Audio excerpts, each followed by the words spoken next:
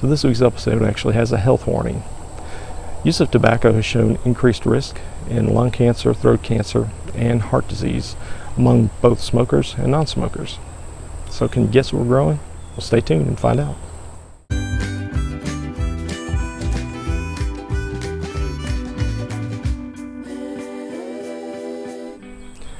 Hey folks, welcome back to another episode of Growing Some Louisiana History with me, your host David Hubbell. As you can probably guess from the intro, this is going to be our first non-vegetable or fruit-related subject, Perique tobacco. It may be controversial to some because obviously tobacco has become that way over the last 20, 30 years, and in some cases rightfully it should be because of all the health issues. But nonetheless, it has a deep history in South Louisiana, and especially in St. James Parish, where my family hails from. Although my family, at least my immediate family or immediate ancestors, haven't grown Perique as far as I'm aware of, is still a very important crop out there today for a few families who are still carrying on this tradition. And it's one that goes back way back to the Native Americans. So let's find out a little bit more about this. Hey, thanks again for everybody who's already subscribed to the David J. Hubbell YouTube channel. I really appreciate the support, and hopefully you continue to find this information informative and helpful to you in growing and planting your gardens in the future. If you haven't done so, all you gotta do is hit that subscribe button and click that alert bell, and you'll be alerted to all upcoming new episodes that come up. Now, as many of you may have heard, Perique tobacco can only be grown in one place, and that's in St. James Parish, Louisiana, anywhere between Grand Point and Paulina area, which is around the Gramercy area on the east bank of the Mississippi between Baton Rouge and New Orleans. It's been grown there for many centuries, in fact, and it's not just a variety, but it's also the process that is used to create this unique flavored tobacco. It's been described as the champagne of tobaccos, or the world's most mysterious crop. It is mostly kind of used today as a blend. It's a fermented process, which actually is different from typical cigarettes and pipe tobacco. It's very unique and very interesting when you really study it. Now, I haven't had a chance to visit any of the farms or places that are actually growing them up there, but I think it'd be a very interesting tour just to see because the techniques go back, like I say, centuries, and they've modified them somewhat for the modern usage, but it's still a very labor intensive process like any of your kind of unique things such as wine. Now, you may be asking, how can I grow Perique here in Mobile, Alabama? Well, I got a seed variety from a gentleman back when we were doing a tour of the old St. James History Museum in Letcher. It's since moved to the Welcome Center there in St. James, but the gentleman, Mr. Charlie Dewey, they had a particular building that was dedicated to Perique, and there was a plant growing out there, and it just so happened that when we were visiting, he happened to pull a pod off of there, and he goes, this is going to be like the smallest seed in the world that you've ever seen, or something like that. Anyway, he cracked it open, and there were all these tiny little seeds. Of course, being the avid gardener that I am, my first question to him was, well, can I have those seeds so I can try to plant them back in my garden in Mobile? He said, sure. So I took a handkerchief out and poured it in there, wrapped it up, put it in a plastic bag that we had with us, and took it back to Mobile. Now, first few years I tried to grow it, didn't have any success because I didn't have the technique down. But thanks to other YouTube channels, I learned how other people were propagating tobacco, and after a couple of years of trying, I eventually succeeded. And I've been growing it every probably 3 years, primarily just to keep it up, to keep up the seeds. So I'm growing a Perique variety. I think it might be called, well, the tobaccos I think are called like St. James and Acadian, but that may be more of the actual how much of the Perique is in it. The St. James Perique is grown in St. James Parish, and of course it's that same variety, but the Acadian, I believe, is somewhat St. James, but also the similar leaves grown elsewhere. So I probably still couldn't call mine any type of Perique from a processing standpoint, but from a seed variety, that's where I got my seeds originally from Mr. Dewey, and they were grown there at the St. James History Museum. So that's my source, and the history behind it is very interesting, so we'll go into that in a bit. Like I said, the reason I grow a lot of the vegetables and plants I grow is because there's some connection to my family's past. In this particular case, the only connection really is at St. James Parish. Most of my family grew up across the river in Vacherie and upriver in St. James, although my grandfather went to Jefferson College, which was on the same side, which is now where Manresa House of Retreats is. So we grew up, and there was a lot of interaction. In fact, also my mother's grandfather, my great-grandfather, smoked picayune cigarettes back in the day. So a picayune actually was made with Perique tobacco, and they said it was a very strong type of tobacco to smoke. Today it's mostly used in blends. I think they almost talk about it as like a condiment, like the salt and pepper of tobacco, to add more flavor and robustness to it. But anyway, the tobacco goes way back to the Choctaw and Chickasaw Indians hundreds of years ago, and it's really grown on less than 400 acres in the current area, as I said, of Grand Point and Paulina. This is the area that only true Perique is grown. It's also attributed a lot of the flavors that you find in this tobacco due to the alluvial sandy loam in this area gives it its distinct flavors. Now, the first person credited with commercially growing was a fellow named Pierre Chenet. He was an Acadian exile, and I saw some reports saying that he observed it first around 1776 or early 1800s. But anyway, he was the one who observed the Choctaws and Chickasaws growing it, and he decided to commercially try and grow it on his own. And the name, apparently, is reported to have come from his nickname, Perique. Now, it's a process, as we've talked about, not just a variety, and it takes about 90 days to grow a crop. The growers will usually start the seeds in wintertime in greenhouses, and then they'll bring them out in the spring, and it says it's like a 90-day crop to grow. The stalks, so it grows, and you'll see what I've got in my garden. Beautiful, luxurious, velvety leaves, and after that 90-day period, you cut the leaves, or you cut the plants, and the stalks are hung upside down and dried, and it's about a 2 to 3 week period. Then the leaves are stripped from the central stalk by hand and then whipped over blocks to knock off any dirt.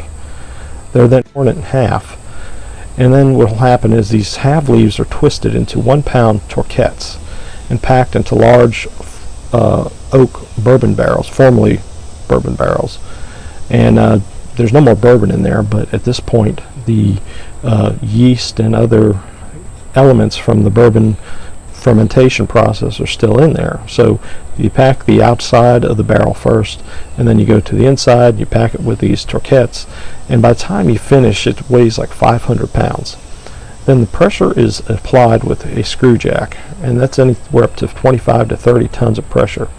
And this was observed because the way the Choctaws and the Chickasaws were growing them was that when the Acadians observed them doing it, they were putting them in hollow logs and putting heavy stones on top. So that's where they got the idea. This is all very can be attributed to the Native Americans in the area at the time. They were growing these and processing, and this is just a tradition that the Acadians in that area took on after that. At least 4 times, about every 2 weeks, the torquettes are opened up by hand, and they're allowed for the air to get to the damp fermenting leaves. And what this does is it allows the natural ammonias to get out and more oxygen to come in for more fermentation. And that period of time is about 12 to 24 hours where it's open to the atmosphere. Then they redo the whole thing. They roll them, repack them, and reapply pressure so the fermentation can continue. This is done, and it is ready in about 12 to 18 months. Now this becomes a very dark looking tobacco, very rich, and it goes from very, the original, I guess, tobacco is kind of more on alkaline, not very acidic, but then over time as it ferments and it stays in its own juices, if you will, it'll end up becoming more acidic, and that changes the flavor and brings out some of the uniqueness to the Perique. Now it's most popular today overseas, and like I said, most like in English tobaccos and pipe tobaccos. As I said, it was also sold in the old picayune cigarettes. Now it was also noted, some historical notes was that in 1944 it was noted that Stalin liked Perique, for what that's worth. Now, as of June 2015, there was only about 7 farmers growing tobacco commercially in St. James Parish on less than 16 acres of land. In the 1940s and 50s, when the tobacco was really increasing in popularity, some of the big names in the area were the Roussells and the Guglielmo families, and they had several hundred acres where they were growing this. Like I said, this is only grown on 400 acres in that Paulina area. Now this area, if you're also familiar with St. James Parish, is also known for the Festival of the Bonfires around Christmas time. So you could probably plan some type of bonfire trip with touring one of these plants. As of 2015, I had noted that only 7 farmers were growing them commercially in St. James Parish on less than 16 acres of land. Recently there was an interesting podcast interview that I heard from Mark Mathern, and he's one of 25 families that are still growing this. If you have an opportunity to visit St. James Parish, and especially the River Parish Tourist Commission has a wonderful website out there, and they're really promoting all things St. James Parish, and so they have some wonderful websites that you can come out there, you can click on, and you can see how the process is done today. There's other videos out there with the process, but as I said, I'm going to focus mostly on the seeds and growing it. So what we're going to do is we're going to go take a look at what I got out there in the yard. But this is my Perique Tobacco plant. I'm growing it in a pot here. Like I said, I really like it because of the velvety leaves, just a beautiful leaf structure. You can see how big it is compared to my hand. Looks like I got some bugs on it, but the main thing I enjoy about it is when the flowers come out. They create these beautiful pink trumpet flowers, and then these little pods that come out, and they are very prolific in seeds. So as I said, I grow these about every 3 years, mostly just to kind of keep the seeds up and to show others what a Perique tobacco looks like. I think if you put them in the ground, they'll grow much bigger and probably grow out wider. As I said, I put it in a pot because if you leave those seed pods up there and they break open, you'll have seeds everywhere, and you may have a tobacco field where you don't intend to have one. Anyway, you can see here, I'll start these little seeds and on top. You put it on like a little pot of potting soil, just on the surface with a little dirt. Mist them, cover them with some plastic, saran wrap or something, and then I put them up under light. And then in about a couple of days to a week, it's like a chia pet. I mean, it's just covered with little growth. And then I'll separate them out into bigger pots. And I've noticed over time that when you do that, the plants actually start to thrive a little bit more so. So you can see the size. This is maybe a, 3-gallon pot here. And I'll show you some smaller ones I got over here, and you can see that even though they're the same age, they haven't matured as much. You can see here, that's maybe a half-gallon pot or so, but it's not very big. Anyway, like I said, from a standpoint of growing it as an ornamental, I really enjoy it, and hopefully it's something you might consider. They'll also have some other archival footage I have showing the flowers, so we'll take a look at that as well. What I really like is when they go to flowering, because you get these cool little pink trumpet flowers. And so what also you see forming now is the pods, the little green right there. So what'll happen is that's where the seeds will form, and there's like, I don't know, thousands of seeds in the thing, maybe it's hundreds, but anyway, I've got to make sure I pick them because otherwise my yard will be full of Perique tobacco. But anyway, this is the cool part to me. And I grow it as an ornamental, like I said, every couple of years, kind of to harvest the seeds, but also just to have a little different species growing out here. So if this information has been helpful to you and you're interested in learning more about Perique tobacco and growing it, please give the video a like and maybe share it with some of your tobacco loving friends and growers. Perique tobacco, I'm not sure exactly where to find the seeds. There are various places online. I would start with maybe discussing it with some people from St. James Parish, because I'm sure if you get most seeds online, you're not always sure whether or not it's a official variety, an official heirloom, an official Perique.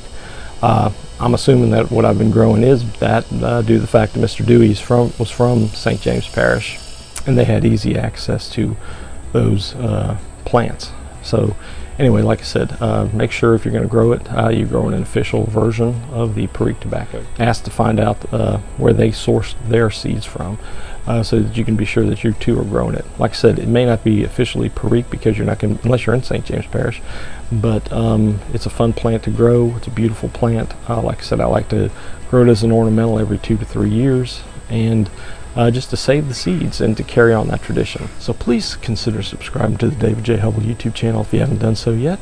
Hopefully this information is helpful. Please think about giving it a like on YouTube if you haven't. And if you have any questions on growing the Perique Tobacco or any of the other seeds or vegetables we've talked about thus far, please send me an email at rpcajun2r@gmail.com, as well as leave a comment in the comment section below.